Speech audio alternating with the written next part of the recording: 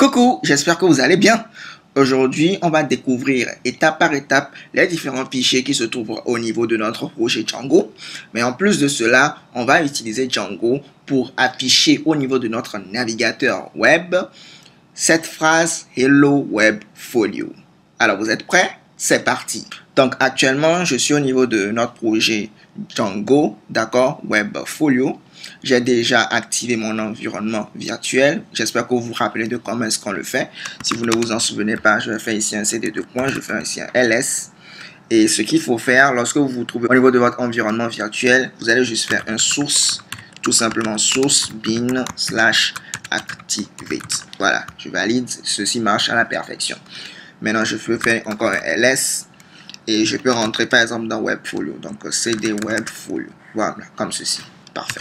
Je fais un clear, tout va bien. Là, on peut voir l'arborescence de notre projet. D'abord, on a notre projet Django. À l'intérieur, on a notre environnement virtuel VMware.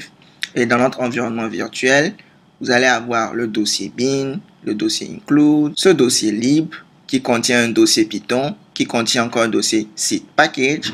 Et vous allez avoir notre projet Webfolio également ici. Maintenant, si je viens par exemple au niveau de ce dossier bin, vous allez voir qu'il y a des choses qui nous sont familières. Par exemple, le Activate, le Django Admin, pip ou Python. Et bien, au niveau de bin, vous allez avoir au fait des programmes qui seront toujours communs à tous vos projets Django que vous allez créer. Vous allez toujours retrouver ces différents programmes-là dans tous vos projets Django. À chaque fois, ils seront toujours là. Le Django Admin, là, lui, c'est pour créer notre projet. Pip, c'est pour installer nos différents packages. Easy Install aussi fait cela. Python, c'est Python. Vous avez la version 2 de Python ainsi que la version 3 de Python actuellement. Et au niveau du dossier include, il n'y a rien. Au niveau de ce dossier libre, par exemple, ici, vous allez retrouver plutôt les différents packages qu'on aura à installer plus tard. Par exemple, plus tard, lorsqu'on va installer, disons, Pilo, par exemple, on va pouvoir retrouver également Pilo ici. D'accord? Très bien. Et finalement, on a notre projet Webfolio. Donc, quand je rentre dans Webfolio actuellement, vous voyez, j'ai Webfolio. Et j'ai Webfolio encore, j'ai DBSQLite 3, j'ai manage.py. Je vais vous expliquer tout ça maintenant. Déjà, vous voyez qu'on a Webfolio et on a encore Webfolio. Ce premier Webfolio là, c'est notre projet. Ce deuxième Webfolio, c'est notre première application. Au niveau de Django, je vous explique, tout est mis sous forme d'application. C'est-à-dire, vous allez avoir tout d'abord votre première application qui va avoir le même nom que votre projet. Et ce Webfolio là va constituer notre toute première application. On va pouvoir par exemple créer encore d'autres applications. Plus tard, je vais vous montrer comment est-ce que ça se fait. Donc, vous pouvez créer autant d'autres applications dans votre projet. Vous pouvez créer par exemple une application pour votre blog, créer une application pour votre boutique en ligne. Tout cela va rester dans votre grand projet. Donc, vous pouvez créer autant de petites applications.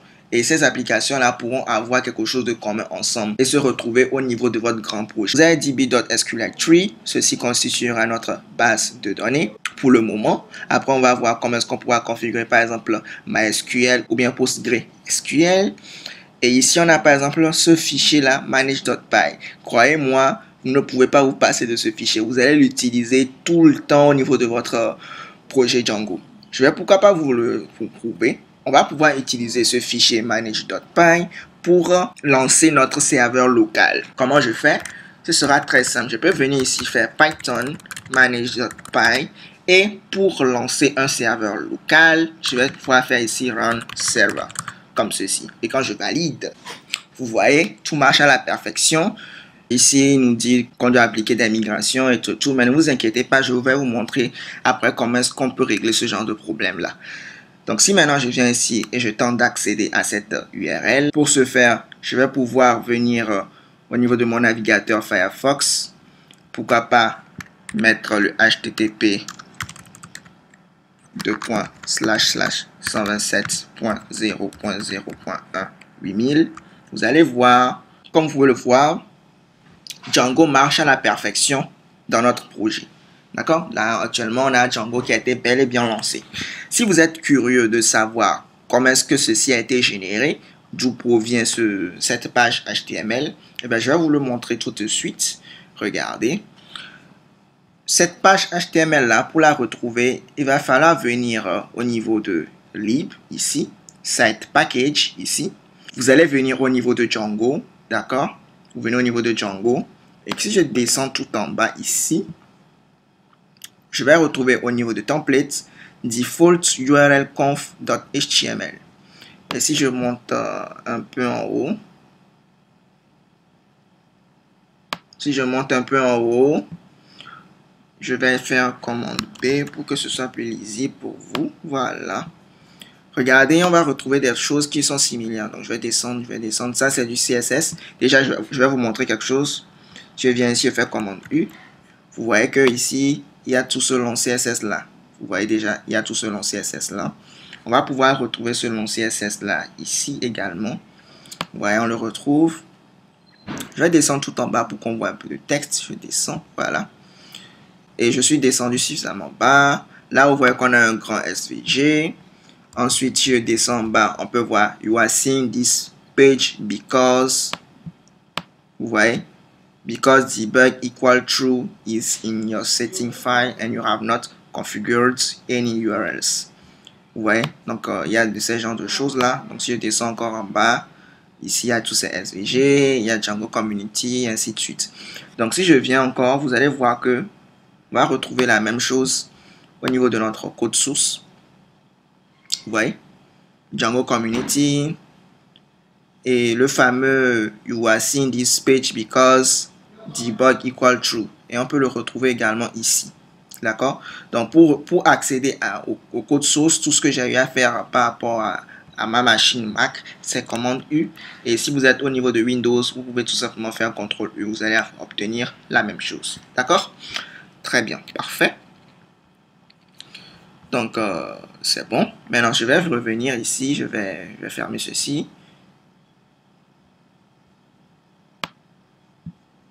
Faire comme ceci. On revient ici. Donc, maintenant, si je viens au niveau de notre première application Webfolio, ici, vous pouvez voir que on a le dunder init.dunder.py qui prouve que ceci c'est un package, ou bien le dunder pycatch dunder qui prouve que ceci c'est un package, et ceci c'est pour les utilisateurs de la version 3 de Python, ceci pour les utilisateurs de la version 2 de Python. De toutes les manières, avec l'un ou l'autre, ceci c'est définitivement un package, mais c'est quand même une application Django. D'accord? Très bien. Maintenant, il y a également ces fichiers là, le ASGI.py, le WSGI.py, on va les voir tout à l'heure, ne vous inquiétez surtout pas. Mais ce fichier là il sera très important, settings.py. Ici, on va pouvoir mettre toutes nos configurations liées à notre application, toutes nos configurations, comme vous le voyez, on aura toutes nos configurations. Et dans ce fichier, on va pouvoir dire que si on vient au niveau de la page d'accueil, on aimerait pouvoir voir Hello Webfolio et on va pouvoir configurer notre URL ici. On va le faire tout à l'heure, ne vous inquiétez pas. Mais je vais vous expliquer c'est quoi le ASGI.py et le WSGI.py maintenant. Alors, ASGI, WSGI. Le ASGI signifie Asynchronous Server Gateway Interface. Et le WSGI signifie Web Server Gateway Interface. Alors, que signifie tout ce blablabla là? Voici un peu comment est-ce que les ASGI et les WSGI marchent. Lorsqu'on va mettre notre application en ligne, il va y avoir un serveur web. Et nous, on a notre application Django. Mais comment faire pour que notre application Django puisse communiquer avec notre serveur web afin que notre site web puisse bien s'afficher comme on le souhaite? Et bien, c'est à ce niveau-là que les ASGI et les WSGI ils interviennent. Ils vont nous permettre en fait d'assurer la communication entre notre serveur web ainsi que notre application Django. D'accord? C'est eux qui vont permettre la communication et faire en sorte que l'application Django ainsi que le serveur web puissent marcher ensemble et faire en sorte que notre site puisse bien s'afficher.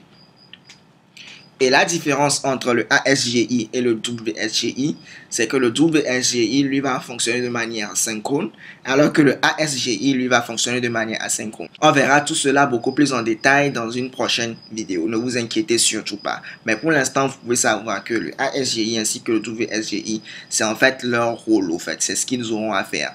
Parce que clairement, lorsqu'on sera en train de développer notre application Django, on ne va jamais, presque jamais les utiliser. D'accord? Mais vous savez à quoi est-ce qu'ils vont servir. Très bien. Maintenant, à présent, si nous on souhaite avoir notre propre page d'accueil, par exemple, ici, on souhaite avoir Hello Webfolio, comment est-ce qu'on peut faire cela? Je vais venir, par exemple, ici, d'accord? Maintenant que l'on sait ce que c'est que le SGI et le WSGI, je vais venir par exemple ici au niveau de URLs. Et ici, on aura toutes les routes, c'est-à-dire toutes les URL de notre application. D'accord? Et pour créer par exemple nous-mêmes notre page d'accueil, ce qu'il va falloir faire, c'est venir au niveau de notre application Webfolio, venir ici créer un fichier views.py, d'accord? Dans la prochaine vidéo, je vais vous expliquer beaucoup plus en détail tout ceci. Et ici, je vais définir une fonction, d'accord? Def. Une fonction que je vais appeler tout simplement Hello Web Folio. Cette fonction-là prend une request et je vais retourner HTTP response, tout simplement ce que l'on veut, Hello Web Folio. Donc, promis, dans la prochaine vidéo, je vais vous expliquer tout ceci dans les moindres détails. Le HTTP response, il provient de quoi? Il provient de tout simplement from django.http import HTTP response, comme ceci. Maintenant, je vais devoir venir au niveau de urs.py.